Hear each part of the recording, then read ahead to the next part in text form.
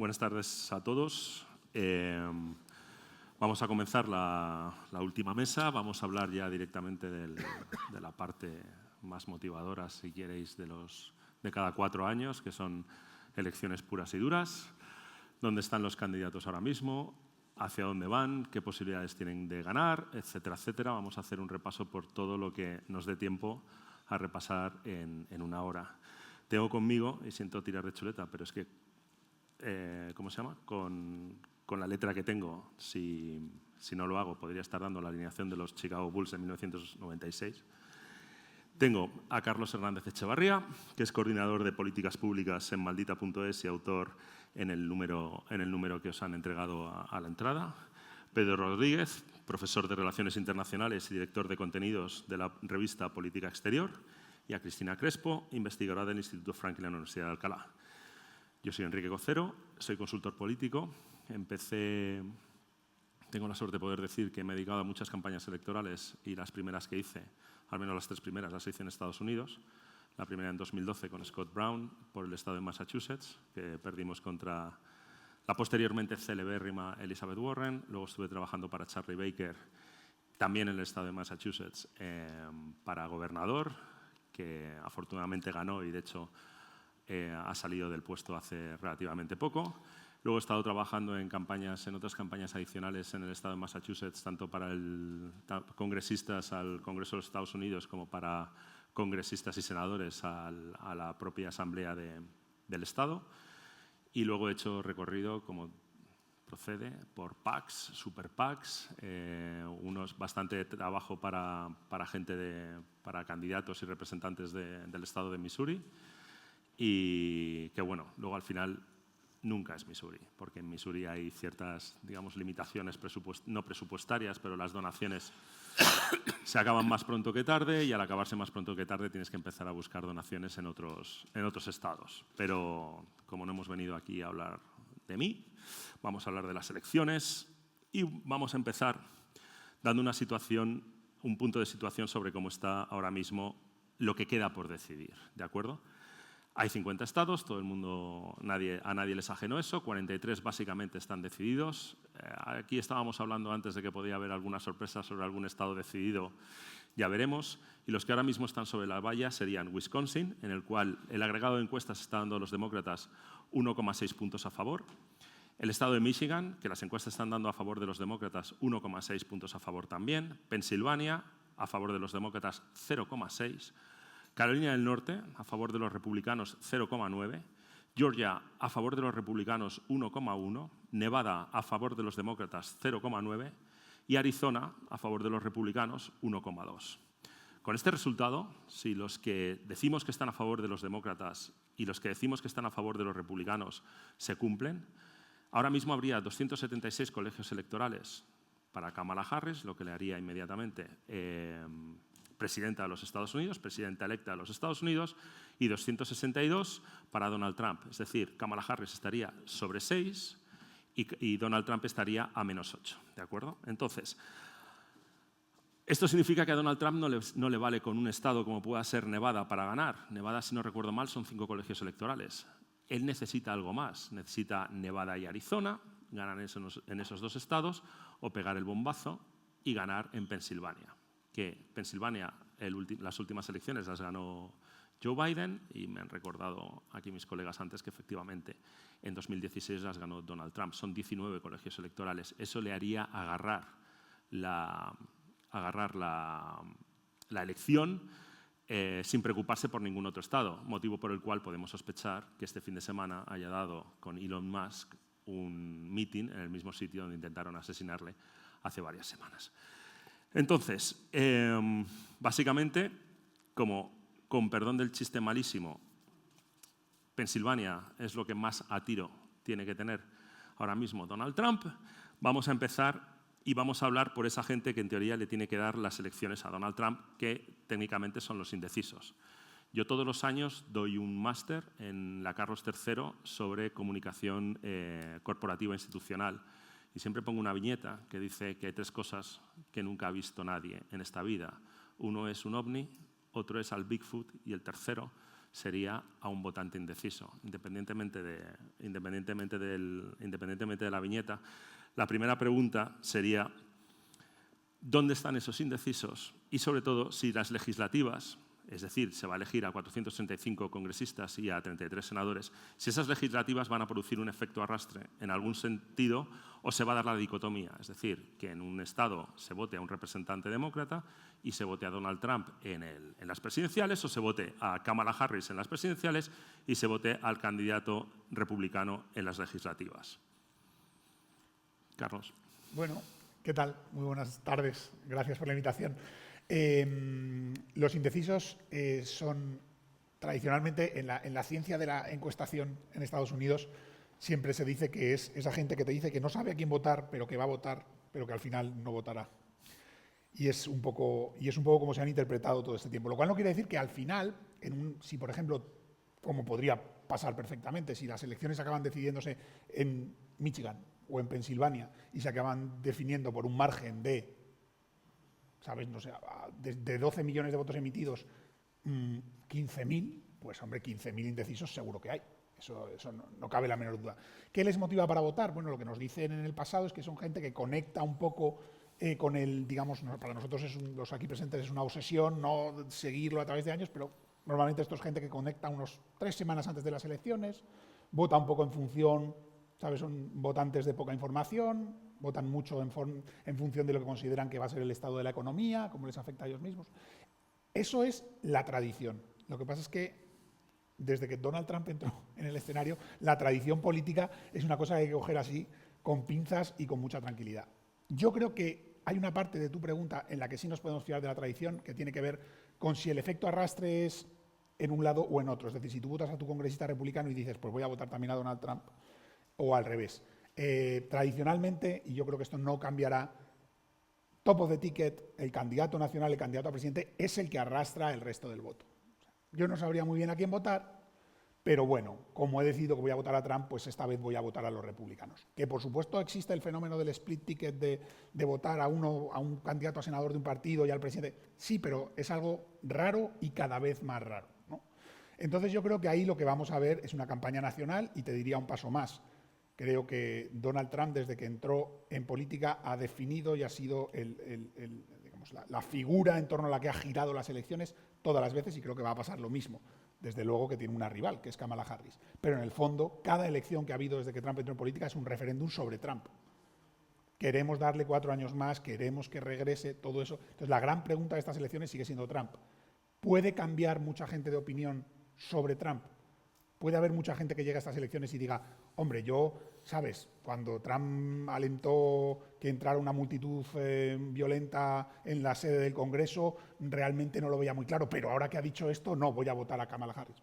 Yo creo que es un poco, hay pocos indecisos y cuando hay una figura tan polarizante, la inmensísima mayoría del país tiene muy claro lo que piensa del tema central de estas elecciones, que es Donald Trump. ¿Hasta tal punto crees que es así, que se pueda producir una diferencia en participación? Siempre se produce, o sea, no vayamos, pero que esa diferencia se pueda incrementar presidenciales, legislativas. Es decir, que haya gente que vaya, se plante allí y diga, yo Kamala, yo Trump, me da igual, exactamente igual lo que pase con el resto de la legislatura. Yo creo que en general, si vas a votar, votas la papeleta entera, pero incluso, ¿sabes? Si en tu condado toca votar por el responsable de la perrera municipal, lo probable es que ya que estés ahí, taches demócrata, republicano, independiente o lo que hagas. Y sabemos que siempre, digamos, las elecciones presidenciales son las que más participación llevan y son las que más llevan gente a las urnas, con lo cual lo más probable es que si tú eres un votante poco habitual pero que te encanta Trump, o todo lo contrario, eres un votante no muy habitual pero odias a Trump, eso sea lo que te lleve a las urnas esta vez y te haga votar. Pero como tú bien decías, el fenómeno nacional es casi irrelevante. Estamos hablando de qué va a pasar en 7, 8 estados, en unos márgenes muy cortos, donde el 90% del electorado posible ya tiene absolutamente claro desde hace años lo que va a votar en estas elecciones. Estamos hablando del margen, del margen, del margen. Bueno, por añadir un par de datos sobre los indecisos, también tendríamos que hablar de los votantes que se tienden más a acercarse a terceros partidos, pero que en la carrera en lo que es las elecciones presidenciales, pues al final acaban votando y votan por uno de los dos candidatos, demócrata o republicano. Por dar un dato, estos indecisos al final votan en un 70%, según leí las últimas encuestas, de acuerdo a lo que más les preocupa a los ciudadanos estadounidenses en general, que en este momento es la inflación. Siempre es la economía, dicen que los americanos votan con el bolsillo y obviamente la inflación les preocupa. Y dentro de este 70% que dice que piensan además que la economía no va bien, o sea, su percepción, a pesar de que los datos ahora en septiembre han sido buenos, se han creado 100.000 empleos más de los que tenían ya registrados, creo que han sido 240.000 empleos, ha creado la administración Biden, que la inflación ahora mismo está en torno al 2%, pues la percepción de los ciudadanos es que no les llega la compra, que no les llega al bolsillo. Y entonces lo que comentaba antes, por hacer hilo con los indecisos, es que ellos van a votar pensando en su percepción de cómo está la economía. Y este 70% opina, cuando le han preguntado por segunda vez, vale, y de estos dos candidatos, aunque no son los candidatos que tú votarías, ¿quién crees que es mejor o que solucionaría mejor la situación económica del país? Y en torno a más de un 50% piensa que sería Trump el que estaría capacitado para resolver la economía. Entonces, a mí me parece un dato muy interesante porque creo que eso va a determinar, si no hay grandes acontecimientos de aquí al 5 de noviembre, creo que va a ser determinante para el voto de los indecisos. Pedro. Cuando hablamos de voto indeciso, hablamos de voto no asignado, ¿no? A mí me parece que en este ciclo electoral esta interrogante ha venido marcada por los llamados double haters.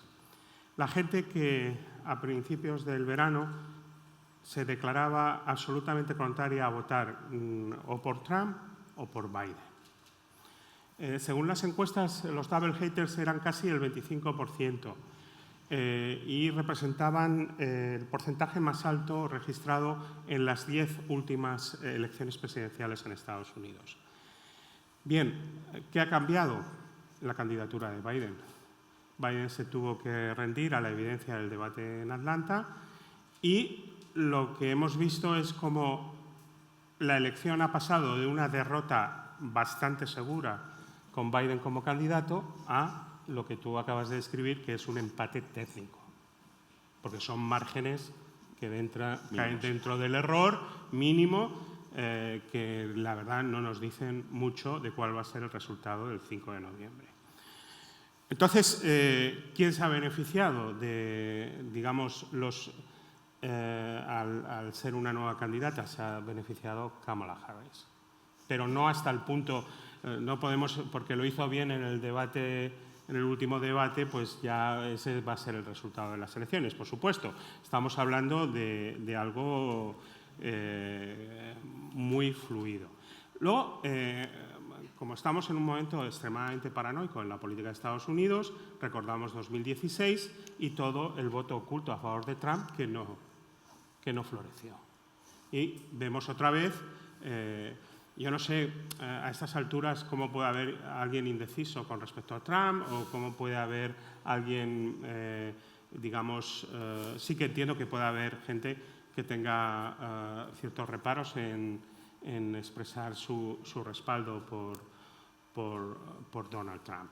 Pero esto también es un factor. Yo creo que todos recordamos el 75% de probabilidad que la víspera de las elecciones daba a una victoria de Hillary Clinton y lo que pasa cuando gente que normalmente no participa en política se incorpora al proceso electoral y lo difícil que es, digamos, para la demoscopia adivinar qué es lo que va a pasar.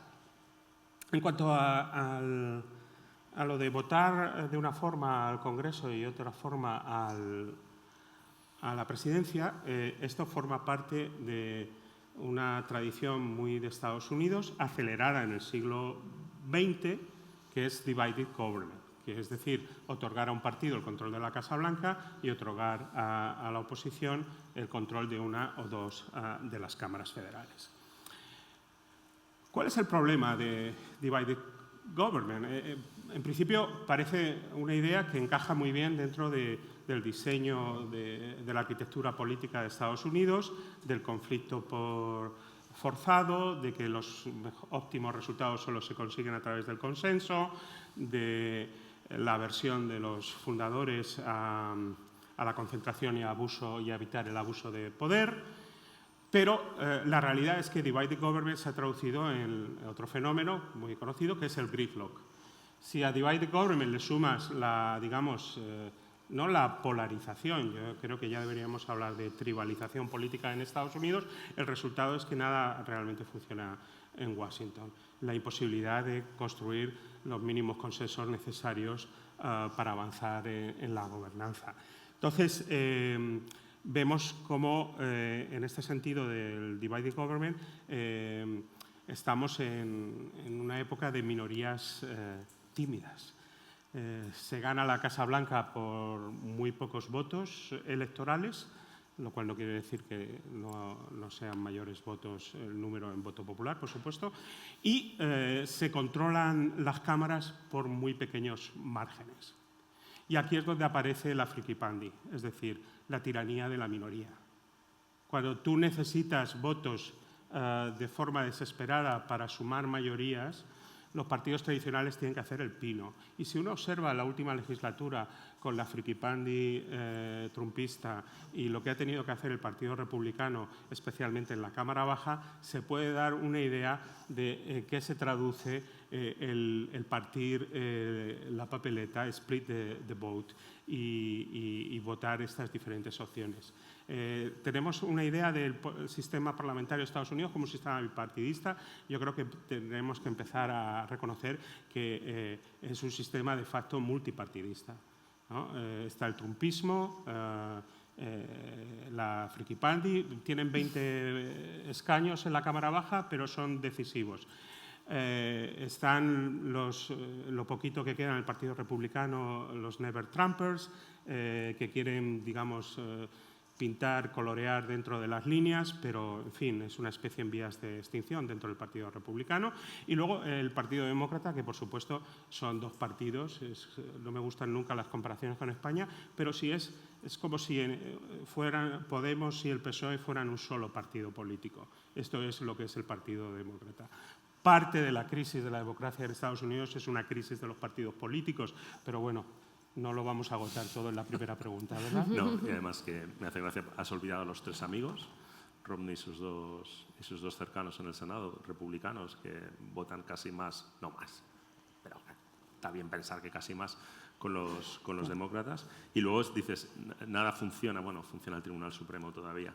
Lo que pasa es que ayer echando números, estuve mirando... Pero funciona el Tribunal Supremo, pero con el máximo descrédito en la historia del Tribunal Supremo según las encuestas de Gallup. Lo que quiero decir es que ayer mirando números, dos personajes tan ideológicamente opuestos como pudieran ser Antonin Scalia y Ruth Bader Ginsburg, ganó Antonin Scalia, creo que consiguió la confirmación 98-0, 98 sí. Votos a favor, 0 en contra. Si no recuerdo mal, Ruth Bader Ginsburg 93-3. 93 a favor, 3 en contra. Algo que ya no vamos a volver a ver. Que no habla nada del carácter de una jueza muy liberal y de un juez ultraconservador, habla de lo que ha cambiado la política estadounidense. Hay cosas, cuando habla Pedro del gridlock, del bloqueo absoluto, de no poder sacar una ley, de no poder avanzar una nominación a la Corte Suprema, lo que estamos hablando es de que los consensos se han reducido al cero. Antes no se entendía ni mucho menos que cuando un presidente llevara un nominado a la Corte Suprema se lo fueran a tirar simplemente porque el presidente es del otro partido. Todo lo contrario, se entendía que se le iba a dar. Pero eso es la trampa de la tradición de la que estaba hablando antes. Como esto es impensable. Bueno, hemos visto tantas cosas impensables en los últimos años que yo lo que creo que es impensable es pensar que vamos a volver a la casilla de salida, incluso si pierde Trump, si vuelve esto, vamos a volver a un modo de vida en que vamos a ver unos consensos amplios, y se van a apoyar el presupuesto, se van a llegar a grandes acuerdos. Un principio de corresponsabilidad. Exacto. Y de gobierno, checks and balances, donde hay un algo, pero aquí ahora mismo hay un sistema que está quebrado, en el que solo la emergencia se puede evitar. Solo se puede aprobar con apoyo unánime pues un paquete de ayuda a los damnificados de un huracán y la asignación presupuestaria para que el gobierno no cierre y deje de pagar las pensiones. Y ese es el mínimo imprescindible. Todo lo demás no existe. Ya, pero de igual manera que decía lo de las victorias de Antonin Scalia y Ruth Bader Ginsburg, si no recuerdo mal, de los 4 demócratas que votaron por Neil Gorsuch, que ahora Neil Gorsuch para todo el mundo es un juez ultraconservador. Y yo cada vez que le escucho digo, no sé qué tendrá de ultraconservadores, eso seguro, pero de ultra no tengo muy claro qué es lo que tiene. 3 de los 4 están fuera y 3 de los 4 perdieron la elección el año su elección creo que fue en 2017, en el 2018 en la elección se quedaron fuera. Uno de ellos consiguió ser embajador ante la Santa Sede, pero no todo el mundo tiene la misma suerte. Bueno, hemos tratado 2 temas que me llevan a las siguientes preguntas que tenía registradas y no sé cuál queréis primero. Uno es el tema de la percepción y entraríamos a hablar del papel de la prensa y cómo la prensa está desarrollándose en esta campaña, y otra es la de las cuestiones más concretas, pues como tú has comentado, el tema de la economía. Por una cuestión de morbo, yo creo que deberíamos empezar a hablar del tema de la percepción de la prensa. Y en estas siempre recordaré a Neil Backwell, que era el editor en jefe del New York Times en 2016, cuando gana Donald Trump, diciendo: pudimos pararle y no lo hicimos. Lo que hicimos fue engrandecerle. Porque evidentemente, pero se probó que cada vez que el New York Times, el Washington Post o cualquiera de los Angeles Times, cualquiera de estos periódicos más tendentes y con editoriales respaldando a los candidatos demócratas que a los candidatos republicanos, cada vez que salía un artículo criticando a Donald Trump crecía. Y cada vez que se le hacía un mal editorial, Donald Trump crecía. Y Dean Backwell, al final, después de las elecciones, se dio cuenta que pues a lo mejor parte de la responsabilidad ha sido nuestra. Y luego está el tema Kamala Harris, que Kamala Harris se está exponiendo de aquella manera, no está haciendo entrevistas complicadas. De hecho, mañana le recibe Howard Stern en su programa de radio y luego por la noche Stephen Colbert en su programa de televisión. Y ninguno de los dos es dudoso porque ya han dado su apoyo a Kamala Harris. Entonces, ¿cómo estáis viendo el rol de los medios? Si se puede repetir ese efecto antitracción, por decirlo de alguna manera, que se dio en 2016, o esta vez están las cosas más relajadas. Bueno, yo sobre Trump creo que los medios de comunicación tienen, no sé si llamarlo culpa, pero cuando escuchas un discurso de Trump muchas veces es complicado seguirle porque no tiene un hilo discursivo claro, no está relacionado un mensaje con otro. Sin embargo, cuando lo vemos en los medios de comunicación, en televisión o incluso en un artículo, te dan unos titulares, sí que te relacionan una idea con otra y parece que entiendes mejor a Trump. Entonces, en ese sentido, sí que quizá los medios de comunicación lo que hacen es traducirlo y al traducirlo lo que están haciendo de alguna manera le están mejorando el discurso y los mensajes que tiene Trump. Entonces, en ese sentido, de alguna manera, creo que han ayudado a darle más voz y, por supuesto, un altavoz tremendo. Eso ya lo vimos en el 2016. Él mismo lo decía, que simplemente con hablar todo el dinero que se había ahorrado en publicidad y en medios, porque él mismo lo generaba. Y también Twitter tuvo mucha culpa en eso. Bueno, más que culpa a Twitter, él utilizó Twitter para darse a conocer y ahí están los datos. Y sobre Kamala yo estoy de acuerdo en que ha estado un poco escondida. Creo que tiene un poco de miedo a enfrentarse a ciertas preguntas, como por ejemplo todo el conflicto de Gaza, porque cree que eso de alguna manera le puede afectar a la comunidad musulmana que la ha apoyado en algunos estados clave, y entonces está intentando ponerse un poquito de perfil y no posicionarse. Y cree que una entrevista al final puede sacarle unos comentarios que a lo mejor no le pueden venir bien. No sé. ¿Pero realmente crees que los medios la están protegiendo en exceso y ella, su campaña, se está sobreprotegiendo? Hoy o ayer anunciaron que iban a hacer 20 y tantas o 30 y tantas entrevistas. Entonces, de alguna manera, su equipo de comunicación está diciendo: aquí estamos para contestar lo que queráis. Ross. Yo creo que los medios nunca han sabido, los medios tradicionales, ¿no? Nunca han sabido bien a qué carta quedarse con Trump y lo siguen sin saber hoy. Y han probado muchas cosas. Hablar de él, no hablar de él. Irle corrigiendo las mentiras al ritmo que él las hace. Desconectar de sus mítines cuando miente y no hacerlo. Y no han encontrado una manera de hacerlo, yo creo, porque Trump está fuera de todo el esquema tradicional de la relación que crea un medio de comunicación con un político. El esquema tradicional de relación entre un medio de comunicación de un político es muy sencillo, es como si tú me das una entrevista y me mientes, pues yo no voy a volver a reproducir tus mentiras, pero cuando el candidato no hace otra cosa consistentemente que mentir y mentir y mentir, ¿qué haces? Cuando además es un generador de atención, o sea, tú tienes un deber de servicio público de informar de esta persona porque es que es objetivamente relevante para todos los aspectos de la vida, ¿no?, en Estados Unidos. Entonces yo, que soy muy crítico con el trato, con el oxígeno que se le ha dado a Trump, sobre todo al principio, cuando Trump era un chiste que venía de un reality, hubiera sido más fácil no darle tanto oxígeno. Pero también, a la vez, no por corporativismo, pero tengo que ser un poco comprensivo con los medios de comunicación porque es una bestia nueva que 8, 12 años después seguimos sin saber cuál es la medida. Tiene que ser el New York Times, el periódico de referencia internacional, tiene que ir a la confrontación y en cada titular recordarle a la gente que esto es una persona que ha puesto en cuestión el sistema democrático y ha intentado subvertir unas elecciones, o cuándo es el tiempo razonable en el que ya dejas de recordar eso en la entradilla de cada noticia y entiendes que ya se sabe, porque la realidad es que ya se sabe. Entonces no me parece un plato de gusto fácil. Por otro lado, y lo relaciono con lo de Kamala Harris, tiene un punto en el que tú, cuando enfocas una elección, necesariamente estás hablando de una competición entre dos candidatos.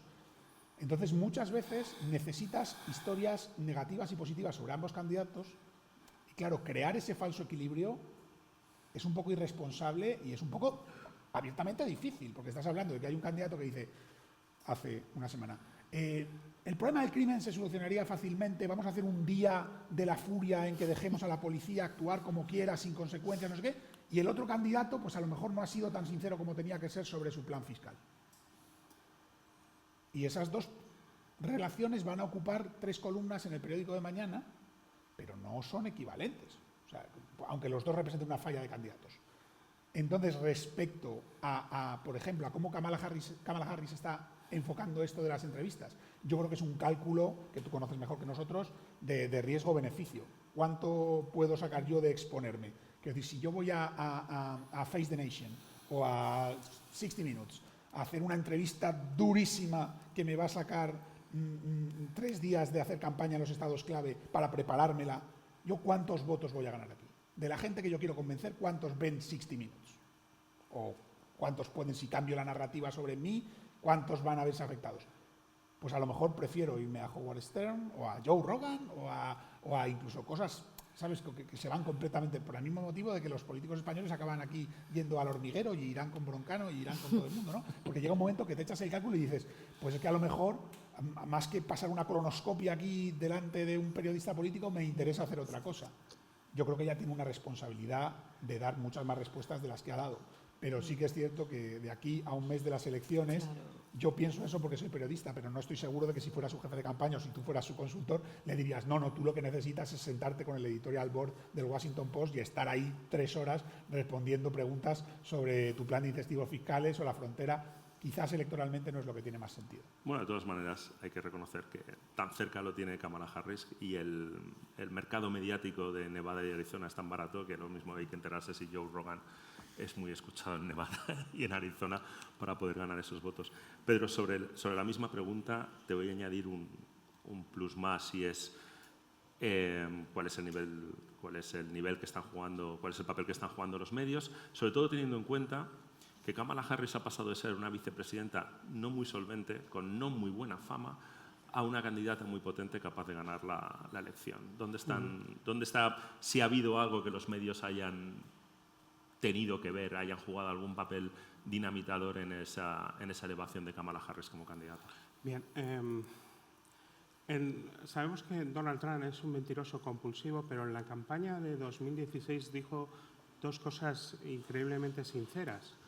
Una es, puedo salir a la Quinta Avenida, pegarle un tiro a alguien y no perder un solo voto. Y la otra, en una entrevista a Time Magazine, is the ratings stupid. Son las audiencias lo que importa. Él, yo creo, no lo creo, me parece increíble la influencia o el poder transformador de Donald Trump en política internacional. Lo que empieza en 2016 como un eslogan se ha traducido en una visión iliberal del mundo con muchas ramificaciones. Y en materia de comunicación política, él yo creo que ha creado todo un nuevo género, una nueva forma de comunicar. Yo lo llamo reality politics.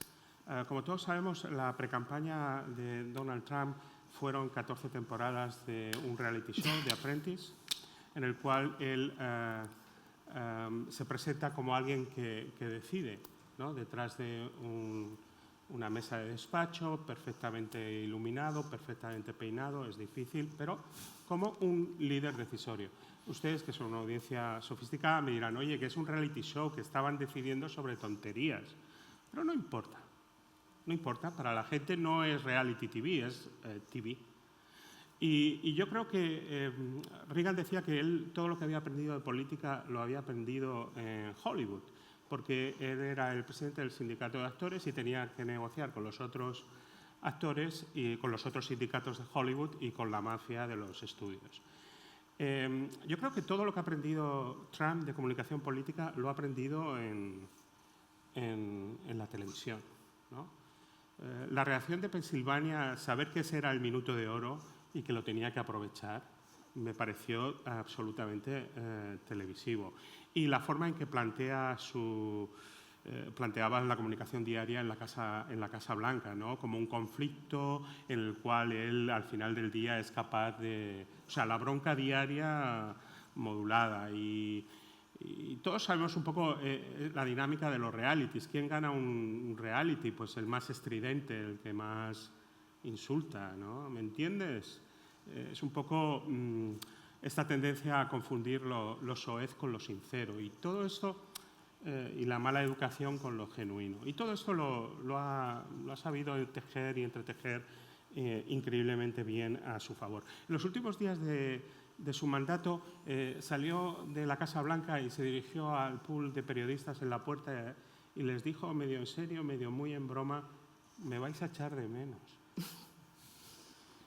Por supuesto que los medios de comunicación. Trump llega a la Casa Blanca en un momento, digamos, de amenaza existencial para los grandes medios de comunicación. No hace falta que nos fijemos en las tiradas, los clics, las audiencias, los premios Pulitzer que se han ganado a costa de Trump. Las comparaciones entre el earned media y el paid media en la campaña de Hillary con Trump, o sea, Trump solo tenía que salir y ya estaba todo a su favor. Este año vemos un poco de novedad en el debate, sobre todo fue evidente en el único debate de Kamala Harris y Donald Trump, que fue la verificación sobre la marcha en tiempo real. Eso me pareció un esfuerzo, una reacción bastante significativa ante, digamos, un candidato. En fin, el proyecto de verificación del Washington Post, de las trolas que había acumulado Donald Trump durante sus 4 años en la Casa Blanca, al final eran más de 30.500 mentiras, desde la tontería de que mi hija es un genio de los negocios a la gran mentira, me han robado las elecciones. Por lo tanto, ese es su problema. Cómo hacer frente a alguien que ha reescrito y ha sacado del ámbito de los medios de comunicación y de la autoridad factual de los periodistas la comunicación política. El problema de Kamala Harris, bueno, a mí lo que me llama la atención, o una de las cosas que más me llaman la atención, es la falta de debate ideológico en estas elecciones. Tenemos, por un lado, la inconsciente complacencia de Donald Trump y, de otro lado, el incrementalismo nebuloso de Kamala Harris.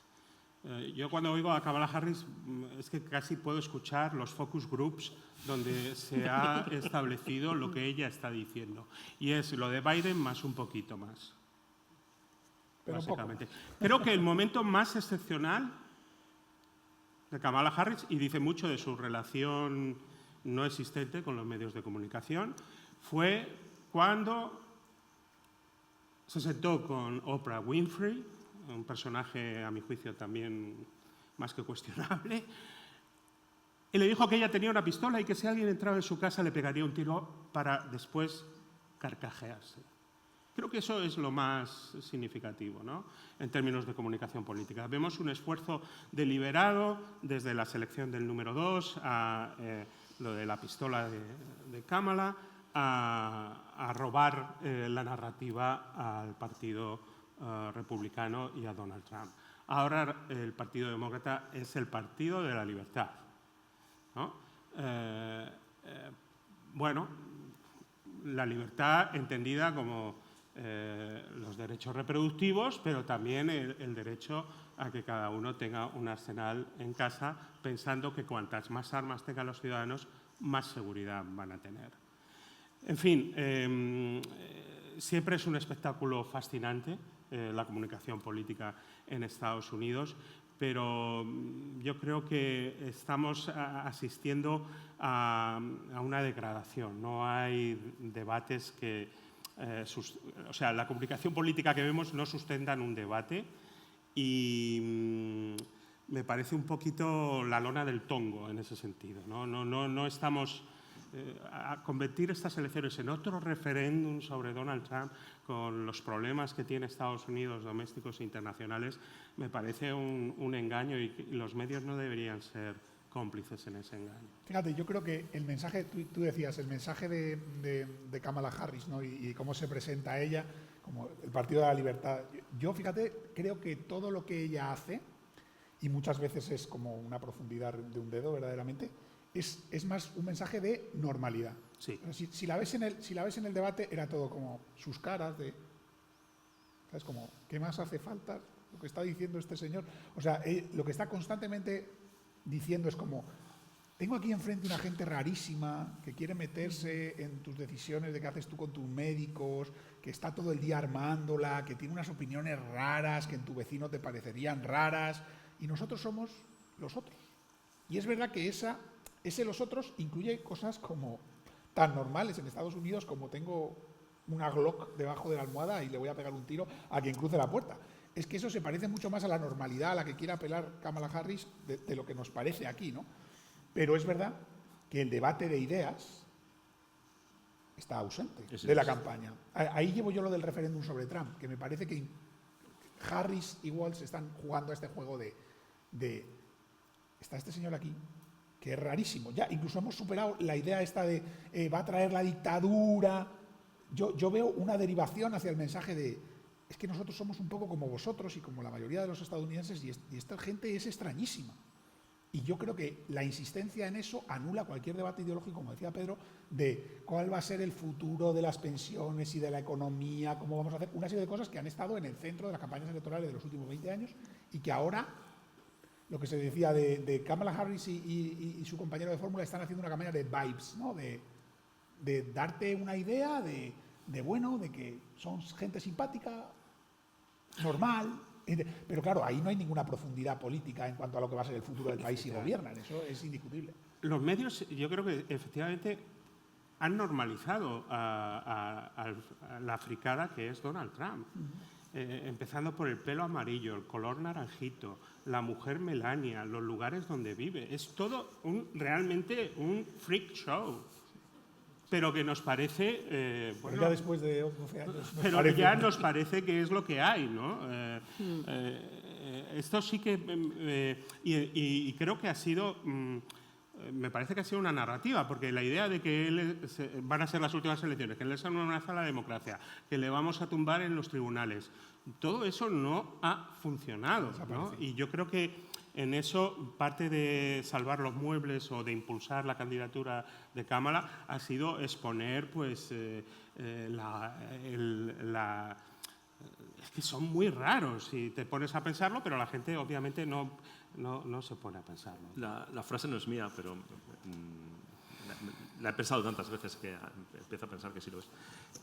Decía que aparte de los vibes, dice, la campaña se está dividiendo en dos cosas, en esos vibes luego y en tapar inconsistencias.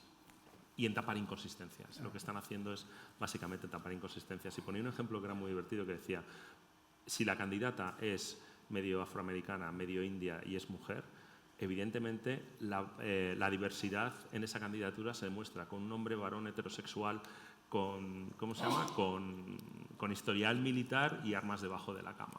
Ese es el nivel de diversidad que hay ahora mismo para tapar esas consistencias. Yo quería añadir un dato a lo que estábamos diciendo por hacer una comparativa entre el candidato Trump de 2016 y el que tenemos ahora. En 2016 al final era un outsider, era una persona que él mismo decía yo quiero drenar el fango, las cloacas de Washington y yo vengo aquí a solucionar ese descontento de la clase política que estaba generalizada en todo el país. Él canalizó el populismo, pero claro, después llegó al poder y ahora mismo él ya no es un outsider, al contrario, él es el expresidente Trump, el que se presenta a las elecciones. Entonces ahora los medios quizá no, desde mi punto de vista, yo no veo esa evaluación de lo que fue la administración Trump. Es verdad que ha habido una administración Biden de por medio, pero no se le juzga por todo lo que hizo mal durante esa administración. Al contrario, yo solamente lo que veo, bueno, que en ese sentido los republicanos creo que su campaña política lo están haciendo bien, en el sentido de que lo que están realzando es la economía. Fíjate que bien íbamos, que aquí el COVID lo destrozó todo, pero que si no llegase a llegar el COVID probablemente hubiera habido un segundo mandato Trump. Entonces yo, dentro de que él está volviendo, quiere retornar a 2019, él se está posicionando en 2019, voy a jugar a que estamos en 2019, recordarle a los americanos que yo en 2019 era el presidente que les había mejorado la economía, que estaban viviendo mejor y que estábamos subiendo y que estaba haciendo America Great Again y quiero retornar a eso. Entonces, creo que se está fijando en eso y, como digo, los medios de comunicación no le están sacando toda la parte mala que sí que tuvo su administración, o por lo menos yo lo estoy echando en falta. Pero veo que eso es una estrategia muy recurrente, la del primer día del colegio.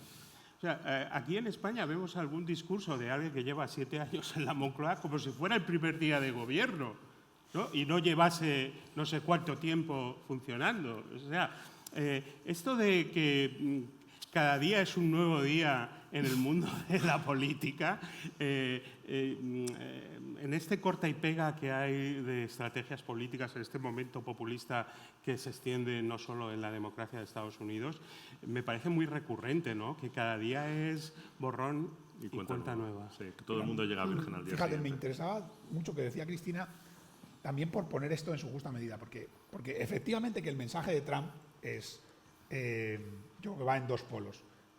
Yo tenía la mejor economía del universo, yo os la voy a traer de vuelta y los inmigrantes son terribles y nos están arruinando la existencia a todos. Y comiéndoselo. Claro, y comiéndose además nuestras mascotas, nuestros perros y nuestros gatos. Claro. Hemos aguantado bastante sin las mascotas. Iba a decir que entiendo y conecta un poco con el papel de los medios y la incapacidad muchas veces de poder darlo de otra manera. La economía en Estados Unidos. En Estados Unidos, claro que ha tenido un problema de inflación que ha golpeado justamente en el bolsillo de la gente. Pero ¿cuánto de esto no es un problema perceptivo como el de la inmigración? Es decir, que Estados Unidos crece muy bien, tiene un paro al borde del pleno empleo, o sea que Estados Unidos está muy lejos de ser la Alemania de Weimar, que es lo que nos está contando el Partido Republicano en estas elecciones. Que me pasa un poco como el debate de la inmigración. Estados Unidos es un país que sigue siendo muchísimo más seguro de lo que era en los años 80. O sea, quiero decir que hay determinadas cosas y determinadas historias que apelan a los votantes, que expresan una preocupación por la economía o expresan una preocupación por la inmigración y que simplemente no se sostienen en la realidad. Y el votante está claro que es soberano y luego va y en función de su percepción vota lo que vota y ya está. Pero los medios de comunicación, ¿cómo enfocan esto? ¿Cuántas veces tienes que repetir que Trump habla del fracaso de la seguridad y de las ciudades? ¿Y cuántas veces tienes que repetir que la tasa de homicidio de Nueva York es mucho menor que la tasa de homicidios en estados rurales donde gobiernan los republicanos desde siempre y para siempre? Pero si es que no está calando el mensaje. A veces la realidad no cala. Entonces, es una elección de vibes y de sensaciones, pero no solo en el lado de los demócratas, en el lado de los votantes republicanos también, porque este descontento perenne, por ejemplo, con la economía, bueno, es que tú te vas al año, a la luna de miel de Obama y cómo estaba ese país. Quiero decir, y la gente era mucho menos pesimista con la economía de lo que es ahora, que no tengo una solución para esto, pero tengo un problema. Perdón, quería añadir una cosa a lo que estaba diciendo Carlos de las sensaciones. Antes ha salido también en la conversación cuando los estadounidenses tienen el ballot, tienen la papeleta, varía muchísimo una papeleta de un estado a otro, porque cada estado, obviamente sabemos que es una ley que los propios estados organizan sus elecciones, entonces, además de votar al presidente de los Estados Unidos, pues se aprovecha y, como sabemos, aparte se vota 1/3 del Senado, se vota todos los miembros de la Cámara de Representantes, pero es que además aprovechan y se votan una serie de medidas que a lo mejor solamente se van a votar en ese estado. Algunos serán comunes, pero otros no. Van a ser solo en ese estado. Y volviendo a lo que comentaba Carlos, y creo que Pedro también lo ha dicho, que hay una sensación generalizada que cuando tú vas a votar a un presidente determinado, votas demócrata o republicano, pues tiendes a poner la cruz en los que son del mismo partido. En esas sensaciones, las preguntas que te hagan también sobre distintas decisiones y medidas que se van a aplicar en tu estado también te mueven a tomar la decisión contraria. Por ejemplo, creo que son en 11 estados se va a votar sobre medidas relacionadas con el aborto. Y ahí te saco un poco este tema porque a mí me parece interesante. Dicen que el aborto tampoco va a ser decisivo en las elecciones. Vale, estoy de acuerdo, no va a ser decisivo totalmente.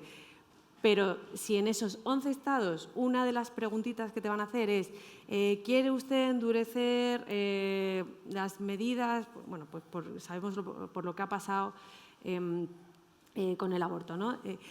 ¿Quiere usted poner medidas más restrictivas o quiere usted, al contrario, poner medidas más laxas? Eso a lo mejor te va a recordar lo que piensa la candidata Harris o lo que piensa el candidato Trump o... Quiero decir que cuando tú estás ahí, al final son sensaciones, porque la gente no está al día de la política y le importa, no sabe exactamente qué medidas va a hacer un candidato o qué medidas va a hacer otro, cuál va a ser la administración, más o menos sigue todo igual, mi vida va a seguir más o menos igual. Pero mira, sí, yo a lo mejor que estoy totalmente en contra de que hagan esto, pues, y sé que esta opina lo mismo, pues a lo mejor arrastra un poco de voto en ese sentido. No, hemos hablado de la economía, hemos hablado de la seguridad, tenía apuntado el tema del aborto y cómo ha sido el tema estrella sobre el que se ha parapetado durante mucha parte de esta campaña Kamala Harris. Tenía el tema LG Atlántico-Pacífico, si al próximo presidente lo que quede a este lado del Atlántico le va a importar algo o no, o se va a centrar en Taiwán, Filipinas, China, Japón, etcétera, etcétera. Lo que pasa es que esta gente, entre que querrá irse, querrá hacer algunas preguntas, no sé si me va a dar tiempo a terminar. Entonces, la cuestión es muy rápido, muy rápido, casi telegráficamente. Cuestiones de aborto, geopolítica y, sobre todo, geopolítica en ese sentido, eje Pacífico-Atlántico y, sobre todo, el tema de Oriente Medio. ¿Influye o no influye? ¿Dónde estamos? Cristina. Es complicado. Bueno, creo que la mesa anterior se ha centrado bastante en geopolítica y todo lo que va a ser la OTAN. Yo estoy de acuerdo, creo que en el sentido de que sí que hace tiempo que Estados Unidos se viró hacia el eje Pacífico y que no está mirando a Europa, sobre todo en temas de comercio y en relaciones.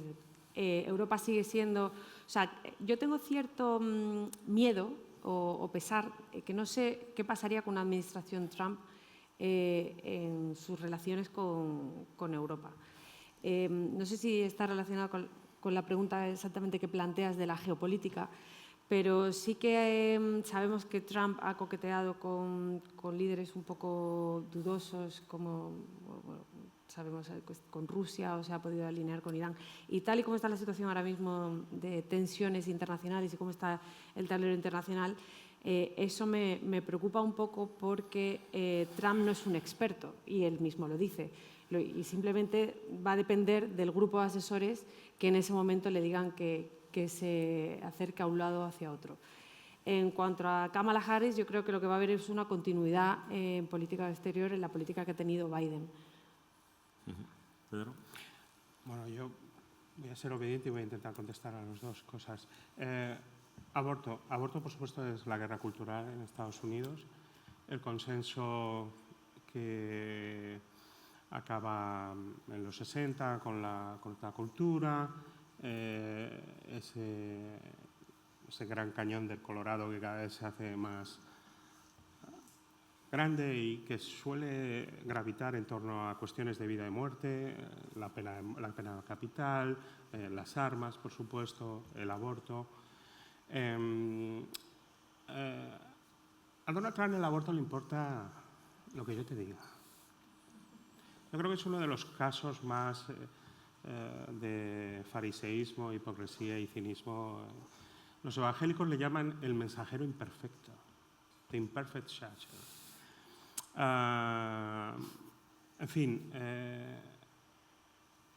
creo que hay un poco de confort en ver el problema que ha creado para su candidatura en estas elecciones el haber eliminado medio siglo de jurisprudencia en Estados Unidos y haber conseguido que el Tribunal Supremo se cargara Roe versus Wade, y creo que es una de las grandes dificultades y que le está haciendo,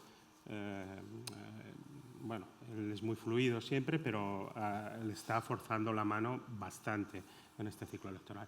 Y respecto a geopolítica, nos centramos en Trump, en Harris. A mí me gustaría centrarme en Biden. Y yo creo que con Biden se acaba un ciclo. Biden es, me atrevo a decir, el último presidente de Estados Unidos genuinamente atlantista. Es alguien que se lo cree. Él es el último presidente de Estados Unidos genuinamente sionista.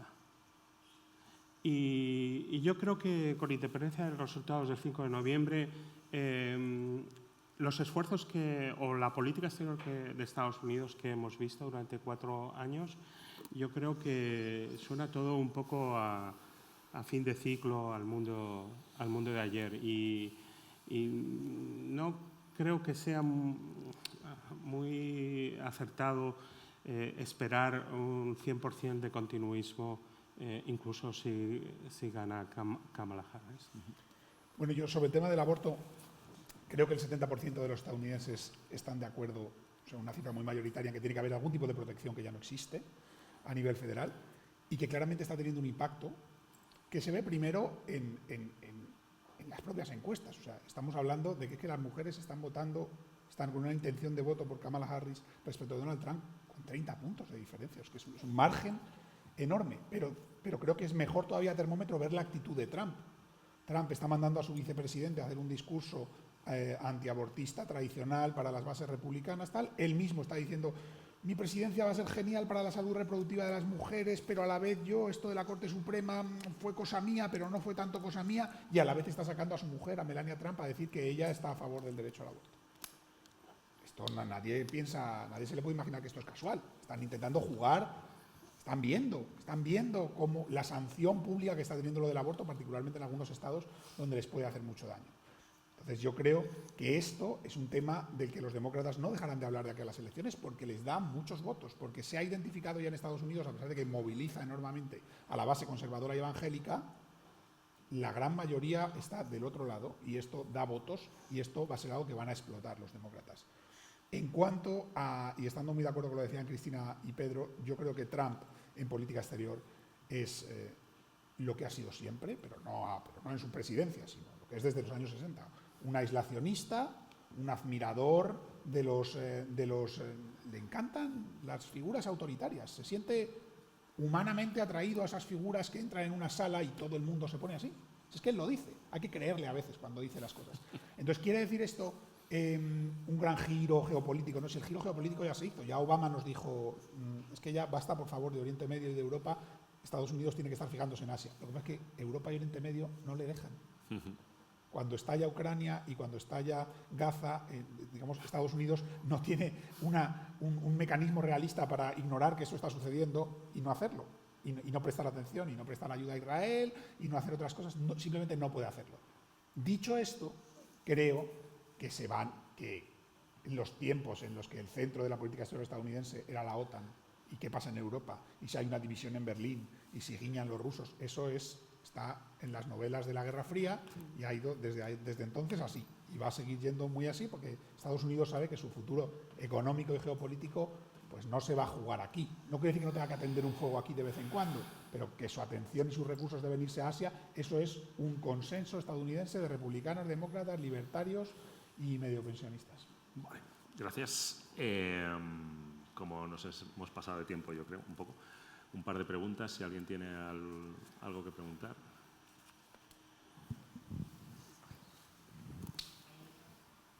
Desconozco. Sí.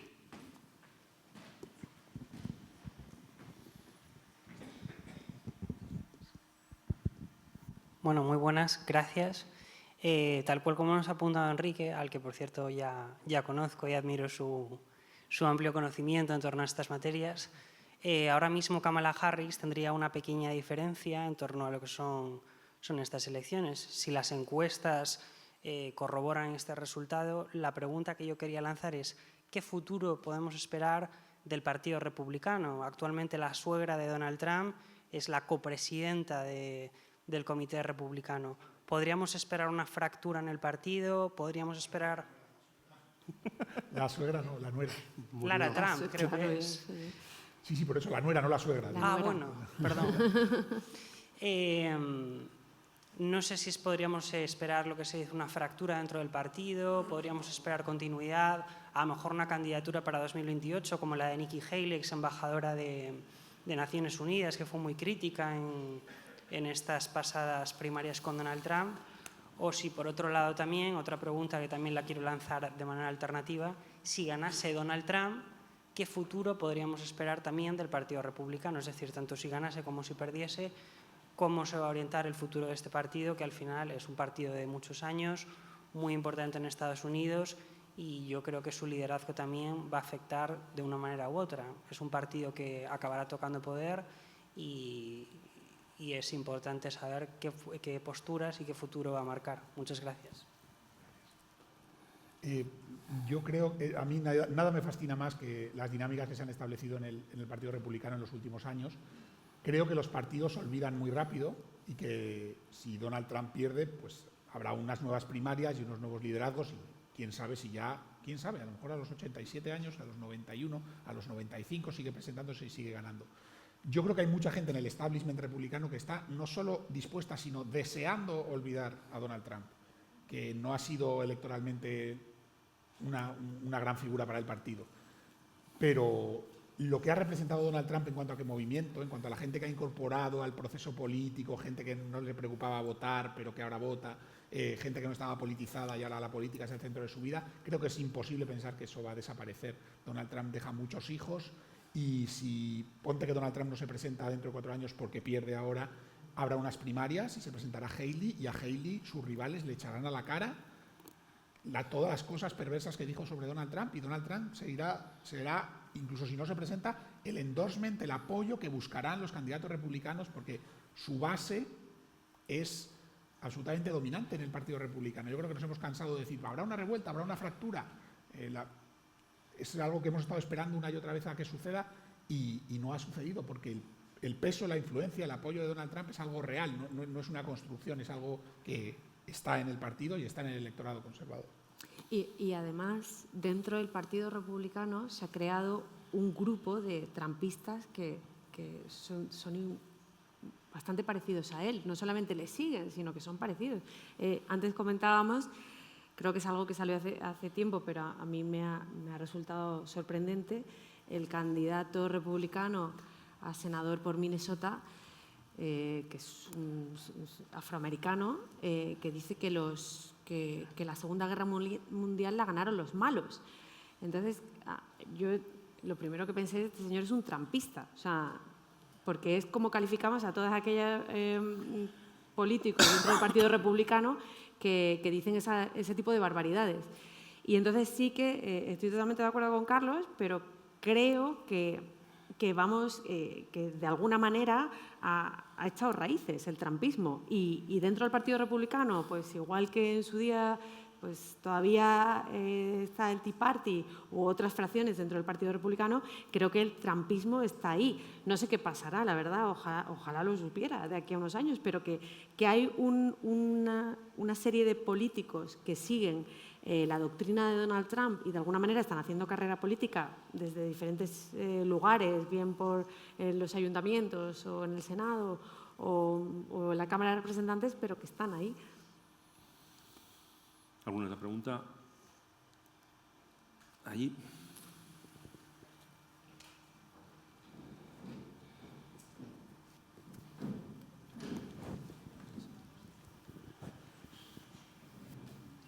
Bueno, muchas gracias por asistir. Yo quería preguntar, porque hablabais de los apoyos republicanos en este caso, yo quería preguntar por los demócratas, que por lo menos desde el exterior parece que Barack Obama sí generaba bastante consenso y que eso podría ser un buen empujón para Kamala Harris. Quería preguntar si vosotros realmente lo consideráis así o la sociedad americana está tan polarizada que eso no es suficiente. No me obliguéis a contestar a mí. Desde mi punto de vista, Obama ha sido quien ha puesto ya a Kamala Harris. Quiero decir, fue quien le dijo a Biden, échate a un lado. Entonces, independientemente, o sea, ya con eso ya es suficiente respaldo, no creo que necesite decir mucho más. Está muy activo en redes sociales con las cuestiones, está muy activo en campaña. ¿Que pueda influir en el voto? Chicago, o sea, Illinois está ganado y todos los grandes estados en los cuales California está ganado, todo Nueva York, todo Nueva Inglaterra. Yo no creo que ahora mismo, o sea, Obama no creo que sea un diferencial en los estados que todavía se puedan estar dirimiendo. Creo que los propios candidatos son el diferencial. Pero de aquí al 5 de noviembre puede quedar demasiado todavía como para que esto cambie. Pero no creo que el principal empuje sea él. De hecho, el principal empuje que él tenía que dar ya lo dio con la salida de Joe Biden. El empujón que le dio a Biden. Es que no quería que el pobre señor se cayese, no vaya a ser que le pasara algo peor. Pues Carlos, Pedro, Cristina, muchísimas gracias. Muchas gracias por su asistencia y nada, hasta la próxima, hasta dentro de 4 años.